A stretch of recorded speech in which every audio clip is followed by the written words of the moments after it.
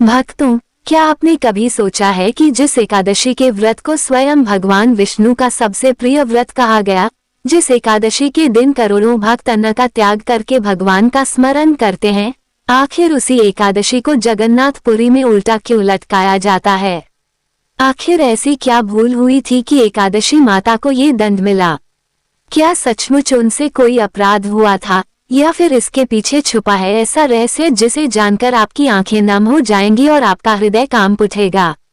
भक्तों, आज की यह कथा केवल एक कहानी नहीं है, ये भक्ति, त्याग, विश्वास और भगवान की अद्भुत लीला का ऐसा रहस्य है जिसे सुनने के बाद आपका मन पूरी तरह बदल जाएगा। हो सकता है आपने आज तक बहुत सी कथाएं सुनी हो, लेकिन ऐसी कथा शायद ही कभी सुनी होगी। इसलिए इस कथा को अंत तक अवश्य सुनिएगा, क्योंकि शास्त्रों में कहा गया है कि जो मनुष्य भगवान की कथा को अधूरा छोड़ देता है, उसके जीवन में भी अधूरापन बना रहता है। राधे राधे मेरे प्यारे भक्तों, आप सभी का हार्दिक स्वागत है।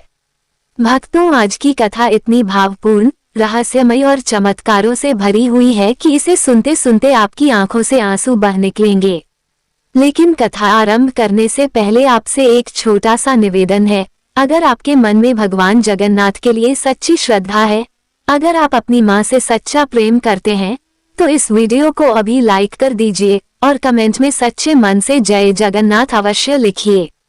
कहते हैं जहाँ भक्त प्रेम से भगवान का नाम लेते हैं, वहाँ स्वयं भगवान किसी न किसी रूप में उपस्थित हो जाते हैं। तो आइए भक्तों, बिना किसी विलंब के आरंभ करते हैं आज की वह अद्भुत कथा जिसने सदियों से करोड़ों लोगों को आश्चर्य में डाल रखा है। ये कथा है उस पावन धाम की, जहाँ समुद्र की लहरें भी प्रभु के चरणों को छूने आती हैं, जहाँ हर गली में जय जगन्नाथ की ध्वनि सुनाई देती है, जहाँ हर भक्त की आंखों में प्रेम और भक्ति के आंसू होते हैं। ये वही पवित्र भूमि है, श्री जगन्नाथपुरी धाम, जहाँ भगवान जगन्नाथ, बलभद्र और माता सुभद्रा आज भी अपने अद्भुत स्वरूप में विराजमान हैं। लेकिन भक्तों, इसी धाम में एक ऐसी परंपरा निभाई जाती है जिसे सुनकर बड़े बड़े विद्वान भी सोच में पड़ जाते हैं। पूरी दुनिया में जहां एकादशी माता की पूजा की जाती है, वहीं जगन्नाथपुरी में एकादशी को उल्टा लटकाया जाता है। हाँ भक्तों, आपने बिल्कुल सही सुना, उल्टा लटकाया जाता है। आखिर क्यों? क्या एकादशी माता से कोई भूल हो गई थी? क्या उन्हें किसी श्राप का दंड मिला था, या फिर इसके पीछे भगवान की कोई ऐसी लीला छुपी है जिसे आज तक बहुत कम लोग जानते हैं? भक्तों, ये कथा हमें ले जाती है सतयुग के उस समय में, जब पृथ्वी पर धर्म का प्रकाश चारों ओर फैला हुआ था, जब लोगों के जीवन में छल कपट नहीं बल्कि केवल भक्ति और प्रेम हुआ करता था। उसी समय कलिंग प्रदेश में एक महान राजा राज्य करते थे, जिनका नाम था महाराज इंद्रदुम्न। वे केवल नाम के राजा नहीं थे भक्तों, वे भगवान विष्णु के ऐसे अनन्य भक्त थे जिनकी हर सांस में केवल प्रभु का नाम बसता था। राजमहल में रहते हुए भी उनका मन संसार में नहीं लगता था। राजसभा में बैठे होते, लेकिन आंखें भगवान के ध्यान में डूबी रहती। रात को सोते तो भगवान का नाम जपते, सुबह उठते ही प्रभु के दर्शन के लिए रो पड़ते। उनके जीवन का केवल एक ही सपना था कि भगवान स्वयं उनकी धरती पर प्रकट हों और सदा के लिए वहीं विराजमान हो जाएं। दिन बीतते गए, महीने गुजरते गए, लेकिन महाराज की तड़प कम नहीं हुई, बल्कि हर दिन उनके मन में भगवान को पाने की इच्छा और भी बढ़ती चली गई। एक दिन राजदरबार में एक तेजस्वी साधु आए। उनके चेहरे पर अद्भुत तेज था, उनकी आंखों में ऐसी शांति थी जिसे देखकर महाराज तुरंत समझ गए कि यह कोई साधारण संत नहीं है। महाराज तुरंत अपने सिंहासन से उतरकर उनके चरणों में झुक गए। साधु मुस्कुराए और बोले, राजन, आपकी भक्ति से प्रसन्न होकर भगवान ने मुझे आपके पास भेजा है। ये सुनते ही महाराज की आंखें भर आईं। कांपती आवाज में उन्होंने पूछा, प्रभु, क्या सचमुच भगवान मुझ पर कृपा करेंगे? साधु बोले, समुद्र के किनारे नीलाचल पर्वत पर एक गुप्त गुफा है, वहां स्वयं भगवान विष्णु नील माधव के रूप में विराजमान हैं। उनका रूप इतना अद्भुत है कि देवता भी उनके दर्शन के लिए तरसते हैं। ये सुनते ही महाराज का हृदय खुशी से भर उठा। उनकी आंखों से आंसुओं की धारा बहने लगी। वे तुरंत उस पवित्र स्थान पर जाने के लिए तैयार हो गए।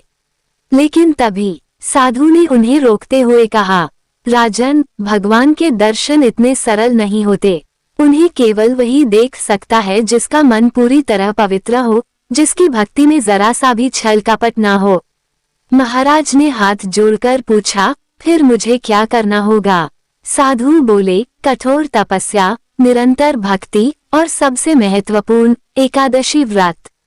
क्योंकि एकादशी वह पवित्र तिथि है जिससे स्वयं भगवान विष्णु अत्यंत प्रसन्न होते हैं। ये सुनते ही महाराज इंद्रदुम्न ने उसी क्षण संकल्प ले लिया कि वे जीवन भर हर एकादशी का व्रत करेंगे। भक्तों, उस दिन से राजा का जीवन पूरी तरह बदल गया। हर एकादशी को वे निर्जल व्रत रखने लगे, पूरी रात भगवान का नाम जपते, मंदिरों में दीप जलाते, गरीबों को दान देते और प्रभु के चरणों में बैठकर रो रो कर प्रार्थना करते। धीरे धीरे उनकी भक्ति की चर्चा पूरे राज्य में फैलने लगी और देखते ही देखते पूरा राज्य भगवान विष्णु की भक्ति में डूब गया। भक्तों, समय धीरे धीरे बीतता गया। महाराज इंद्रदुम्न की भक्ति दिन प्रतिदिन और भी गहरी होती चली गई। अब उनका जीवन केवल एक ही उद्देश्य के लिए बचा था, भगवान नील माधव के दर्शन। हर एकादशी को वे निर्जल व्रत रखते, पूरी रात मंदिर में बैठकर प्रभु का नाम जपते और आंखों से आंसू बहाते हुए यही प्रार्थना करते, हे प्रभु, एक बार दर्शन दे दीजिए, बस एक बार। भक्तों, कहते हैं जब भक्त की पुकार सच्ची होती है तो भगवान को भी आना पड़ता है। और ऐसा ही कुछ होने वाला था। 12 वर्षों तक कठोर तपस्या करने के बाद महाराज का शरीर कमजोर हो चुका था। उनके चेहरे पर भक्ति का तेज तो था, लेकिन शरीर धीरे धीरे क्षीण होता जा रहा था। प्रजा ये देखकर दुखी हो जाती। मंत्री बार बार उनसे कहते, महाराज, अब अपने शरीर का भी ध्यान रखिए। लेकिन महाराज मुस्कुरा देते और कहते, ये शरीर एक दिन मिट्टी में मिल जाएगा, लेकिन अगर भगवान मिल जाए तो जीवन सफल हो जाएगा। फिर एक दिन 13वें वर्ष की पहली एकादशी आई। उस दिन महाराज प्रातःकाल से ही भगवान के ध्यान में लीन थे। उन्होंने जल तक ग्रहण नहीं किया था। पूरा राजमहल भजन और मंत्रों की ध्वनि से गूंज रहा था। मंदिरों में दीपक जल रहे थे। वातावरण इतना पवित्र हो चुका था कि मानो स्वयं देवता धरती पर उतर आए हों। रात गहरी होती गई और महाराज भगवान का नाम लेते लेते ध्यान में डूब गए। तभी अचानक पूरे कक्ष में दिव्य प्रकाश फैल गया। सुगंधित हवा बहने लगी। महाराज ने अपनी आंखें खोली तो देखा कि उनके सामने एक अद्भुत तेज प्रकट हो रहा है। तभी आकाश से एक गंभीर दिव्य आवाज सुनाई दी, इंद्रदुम्न, तुम्हारी तपस्या सफल हुई। ये सुनते ही महाराज का शरीर कांप उठा। उनकी आंखों से अश्रुओं की धारा बहने लगी। वे तुरंत भूमि पर गिर पड़े और रोते हुए बोले, प्रभु, क्या सचमुच आपने मेरी पुकार सुन ली? दिव्य आवाज फिर गूंजी, नीलाचल पर्वत पर जाओ, वहां तुम्हें नील माधव के दर्शन होंगे। भक्तों, ये सुनते ही महाराज की खुशी का ठिकाना नहीं रहा। 12 वर्षों की तपस्या का फल मिलने वाला था। उन्होंने तुरंत अपने सेवकों और मंत्रियों को बुलाया और उसी रात नीलाचल पर्वत की ओर प्रस्थान करने का आदेश दे दिया। चारों ओर घना जंगल था। समुद्र की लहरों की गर्जना सुनाई दे रही थी। ऊंचे ऊंचे पर्वत रास्ता रोक रहे थे, लेकिन महाराज के कदम रुक नहीं रहे थे। उनके हृदय में केवल एक ही नाम गूंज रहा था, नील माधव, नील माधव। कई घंटों की कठिन यात्रा के बाद वे उस रहस्यमयी गुफा के पास पहुंचे। गुफा के भीतर घोर अंधकार था, लेकिन अंदर से एक अद्भुत दिव्य प्रकाश निकल रहा था। जैसे ही महाराज भीतर गए, वे स्तब्ध रह गए। भक्तों, वहां स्वयं भगवान नील माधव विराजमान थे। उनका रूप इतना अद्भुत था कि शब्दों में उसका वर्णन करना असंभव था।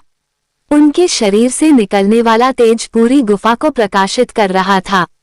वातावरण में ऐसी दिव्य शांति थी कि महाराज की आंखों से अपने आप आंसू बहने लगे।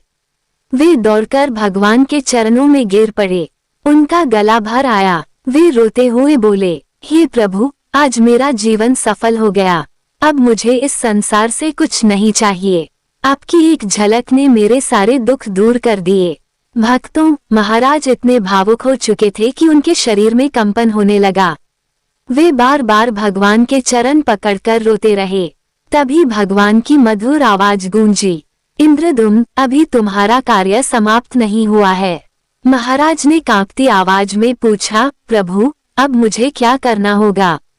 भगवान बोले, तुम्हें एक भव्य मंदिर बनवाना होगा, ऐसा मंदिर जहां मैं सदा के लिए विराजमान रहूंगा। लेकिन याद रखना, मेरा जो रूप वहां स्थापित होगा वो इस रूप से बिल्कुल अलग होगा। संसार ने ऐसा रूप पहले कभी नहीं देखा होगा। महाराज आश्चर्य में पड़ गए। उन्होंने पूछा, प्रभु आपका वह रूप कैसा होगा? भगवान मुस्कुराए और बोले, समय आने पर सब स्वयं स्पष्ट हो जाएगा। इतना कहकर भगवान का दिव्य प्रकाश धीरे धीरे विलीन होने लगा। महाराज रोते हुए हाथ जोड़कर खड़े रहे और कुछ ही क्षणों में पूरी गुफा फिर से शांत हो गई। भक्तों, महाराज लौट तो आए, लेकिन अब उनके मन में एक नई जिज्ञासा जन्म ले चुकी थी। आखिर भगवान किस नए रूप में प्रकट होने वाले हैं? ऐसा कौन सा रहस्य था जिसे स्वयं भगवान अभी छुपा रहे थे? लेकिन महाराज ने अधिक विचार नहीं किया। उन्होंने तुरंत विशाल मंदिर निर्माण का कार्य आरंभ करवा दिया। देश विदेश से श्रेष्ठ कारीगर बुलाए गए। बड़े बड़े शिल्पकार आए। सोना, चांदी, रत्न और विशाल पत्थरों से मंदिर सजाया जाने लगा। पूरा राज्य दिन रात मंदिर निर्माण में जुट गया। हर व्यक्ति यही महसूस कर रहा था कि मानो स्वयं भगवान उनके बीच आने वाले हैं। लेकिन भक्तों, किसी को क्या पता था कि आगे जो होने वाला है वो पूरे संसार को चौंका देगा। क्योंकि भगवान अब ऐसी लीला रचने वाले थे जिसे सुनकर आज भी लोगों की आंखें नम हो जाती हैं। भक्तों, दिन रात मंदिर का निर्माण चलता रहा। विशाल पत्थरों को तराशा जा रहा था, ऊंचे ऊंचे स्तंभ खड़े किए जा रहे थे, मंदिर की दीवारों पर अद्भुत कलाकृतियां बनाई जा रही थीं। पूरा कलिंग प्रदेश मानो किसी दिव्य उत्सव में डूब गया था। हर व्यक्ति के मन में केवल एक ही उत्साह था, कब वो शुभ घड़ी आएगी जब स्वयं भगवान उस मंदिर में विराजमान होंगे। महाराज इंद्रदुम्न भी दिन रात मंदिर निर्माण का कार्य देखते रहते। कभी कारीगरों के पास जाकर उनका उत्साह बढ़ाते, कभी भगवान का नाम लेकर आंखें बंद कर लेते। उनके हृदय में केवल एक ही चिंता थी, प्रभु किस रूप में प्रकट होंगे। महीने बीत गए और आखिर वह दिन भी आ गया जब मंदिर लगभग तैयार हो चुका था। विशाल गुंबद सूर्य की रोशनी में चमक रहा था। मंदिर की सुंदरता देखकर लोग मंत्रमुग्ध हो जाते। दूर दूर से लोग उस भव्य धाम को देखने आने लगे। लेकिन भक्तों, अभी तक भगवान की मूर्तियां नहीं बनी थीं। महाराज हर दिन समुद्र किनारे जाकर भगवान से प्रार्थना करते, हे प्रभु अब देर मत कीजिए, आपका मंदिर तैयार है, अब अपने नए स्वरूप में प्रकट हो जाए। और फिर एक रात कुछ ऐसा हुआ जिसने पूरे राज्य को आश्चर्य में डाल दिया। समुद्र में भयंकर तूफान उठा। आसमान में काले बादल छा गए। बिजली इतनी जोर से चमक रही थी कि लोग भय से कांप उठे। समुद्र की लहरें गर्जना करते हुए किनारों से टकरा रही थीं। ऐसा लग रहा था मानो स्वयं प्रकृति किसी बड़ी घटना का संकेत दे रही हो। पूरी रात तूफान चलता रहा, लेकिन सुबह जब लोग समुद्र तट पर पहुंचे तो उनकी आंखें फटी की फटी रह गईं। भक्तों, समुद्र किनारे एक विशाल नीम का वृक्ष पड़ा हुआ था। लेकिन वो कोई साधारण वृक्ष नहीं था। उसके चारों ओर अद्भुत प्रकाश फैल रहा था। उससे ऐसी दिव्य सुगंध निकल रही थी कि पूरा वातावरण पवित्र हो गया। लोग उस वृक्ष को देखकर हैरान थे। तभी महाराज इंद्रदुम्न भी वहां पहुंचे। जैसे ही उनकी नजर उस दिव्य वृक्ष पर पड़ी, उनकी आंखें भर आईं। उन्होंने तुरंत समझ लिया कि यह भगवान का संकेत है। वे हाथ जोड़कर रो पड़े और बोले, हे प्रभु, अब मैं आपकी लीला समझ गया। यही वह दिव्य वृक्ष है जिससे आपकी मूर्तियां बनेंगी। महाराज ने तुरंत पूरे राज्य में घोषणा करवा दी, जो कोई भी इस दिव्य वृक्ष से भगवान की मूर्तियां बना सके उसे महान सम्मान दिया जाएगा। ये सुनकर दूर दूर से बड़े बड़े कारीगर आए।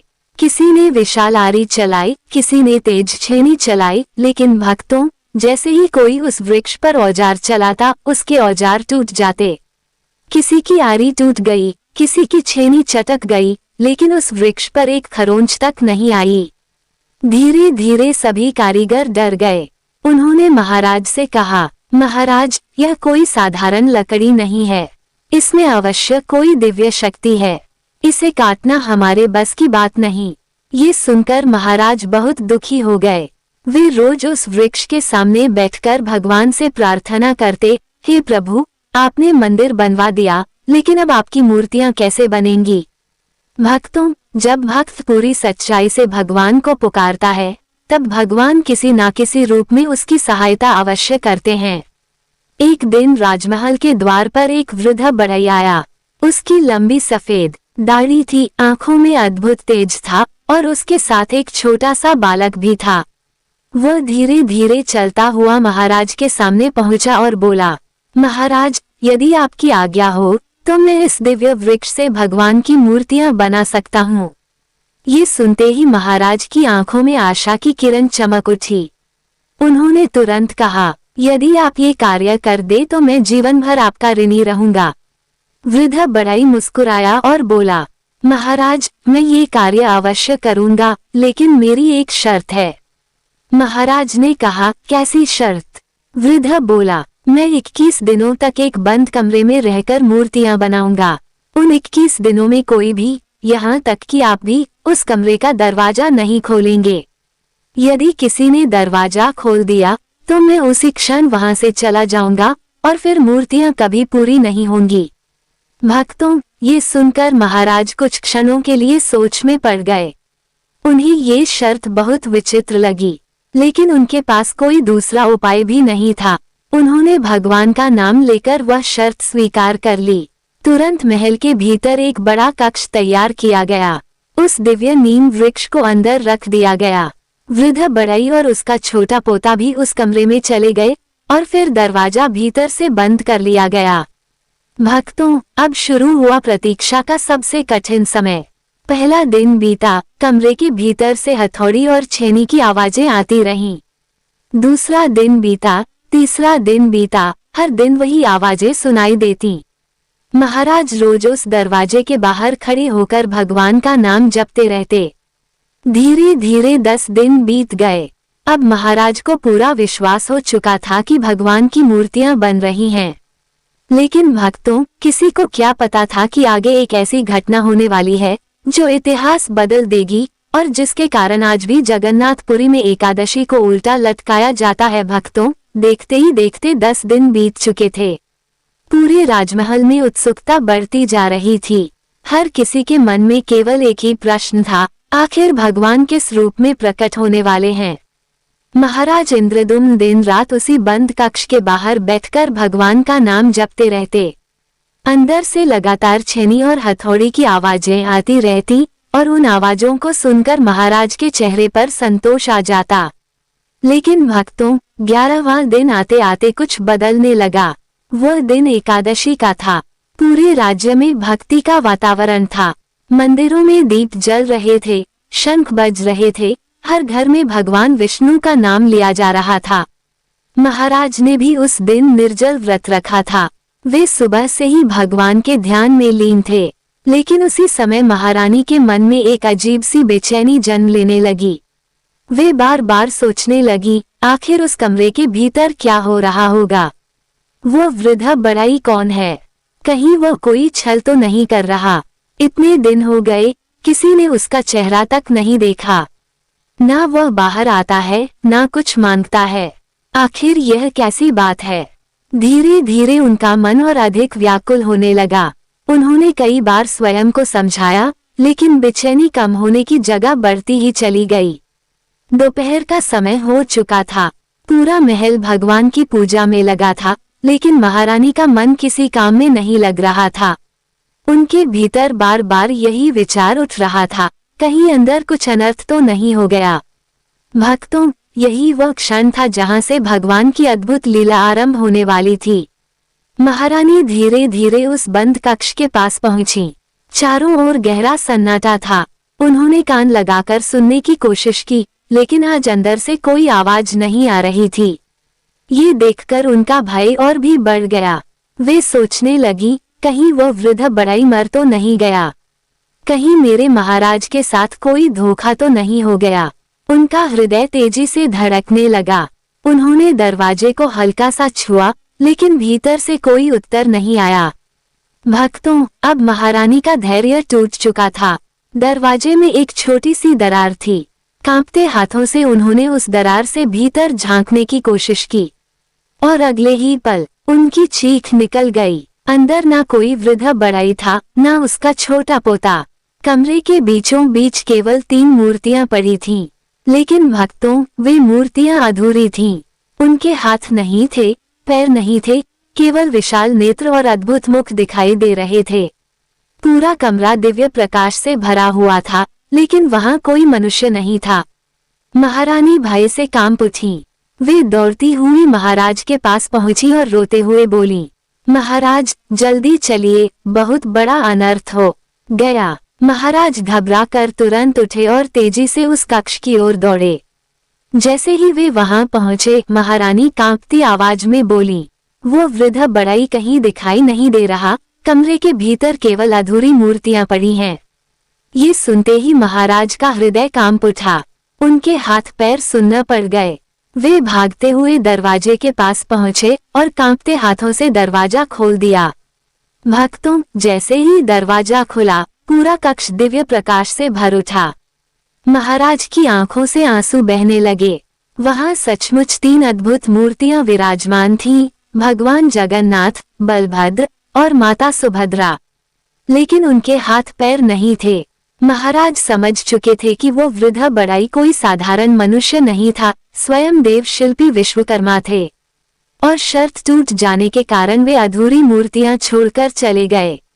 भक्तों, ये सोचते ही महाराज भूमि पर गिर पड़े और फूट फूट कर रोने लगे। वे रोते हुए बोले, हे प्रभु, यह क्या हो गया? इतने वर्षों की तपस्या, इतना बड़ा मंदिर, और अब आपकी मूर्तियां अधूरी रह गईं।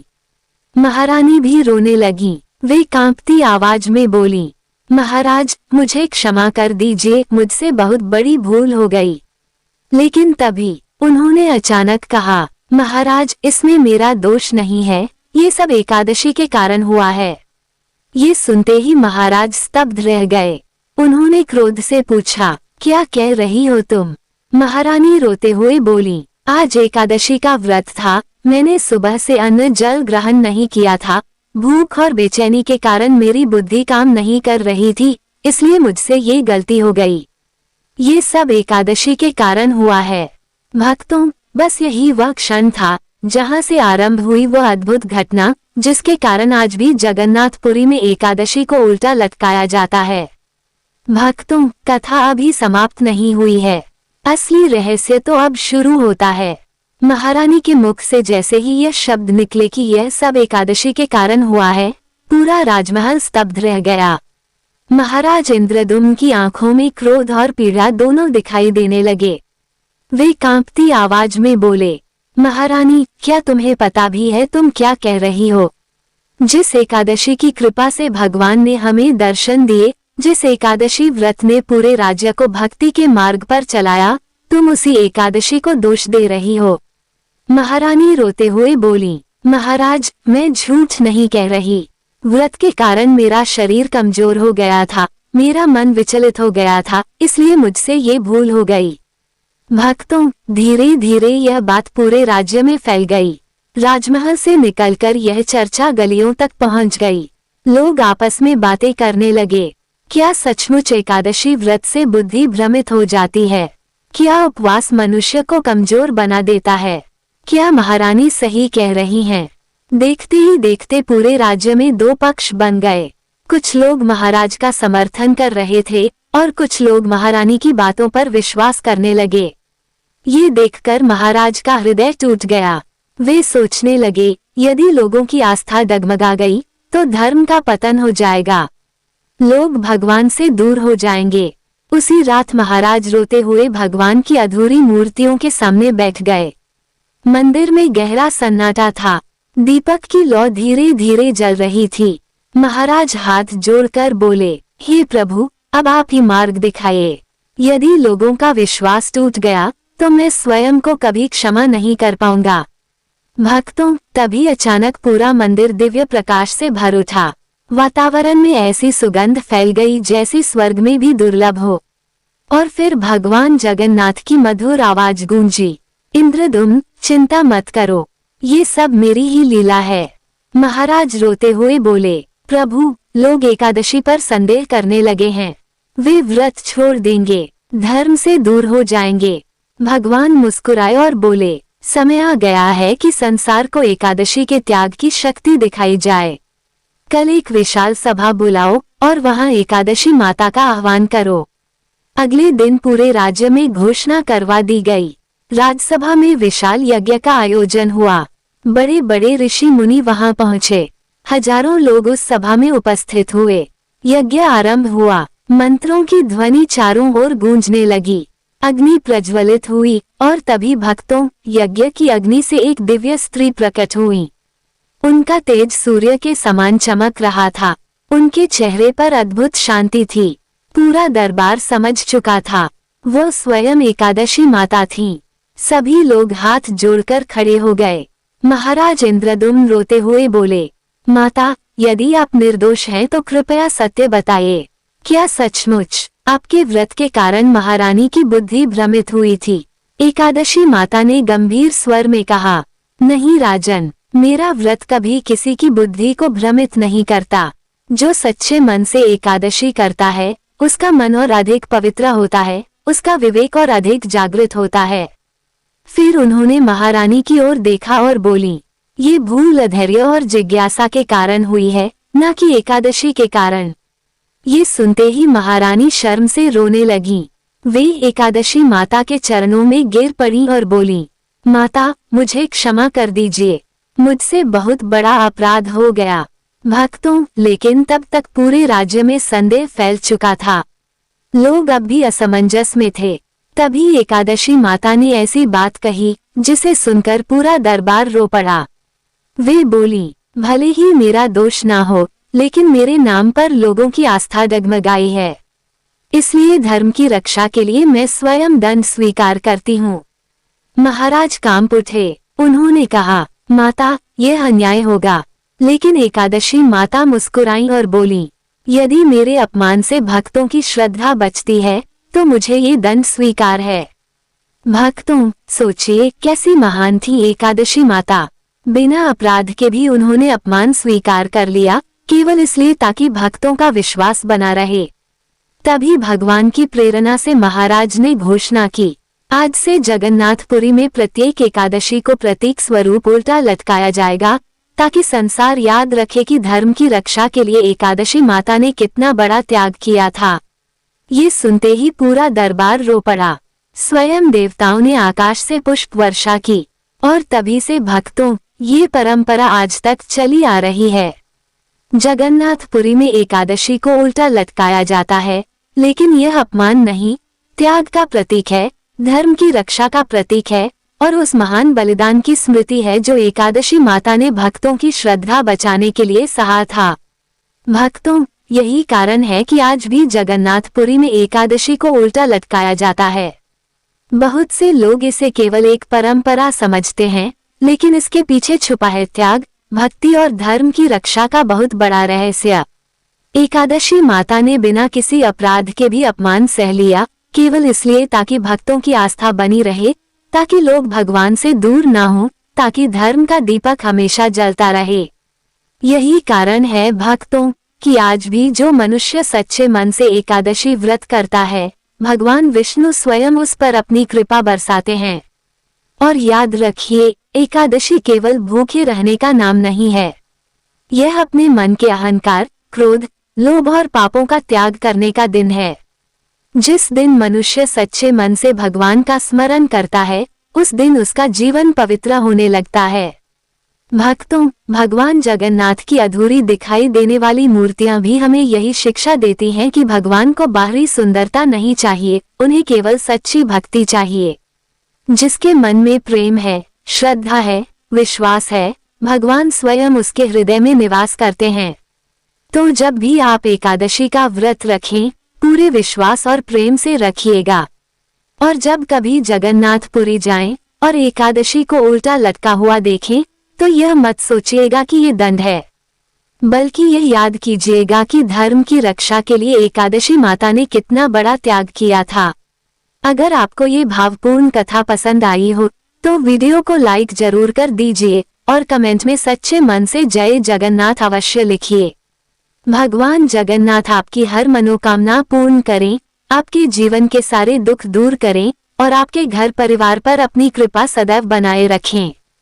जय जगन्नाथ। एकादशी माता की जय। महाराज इंद्रद्युम्न की जय। राधे राधे।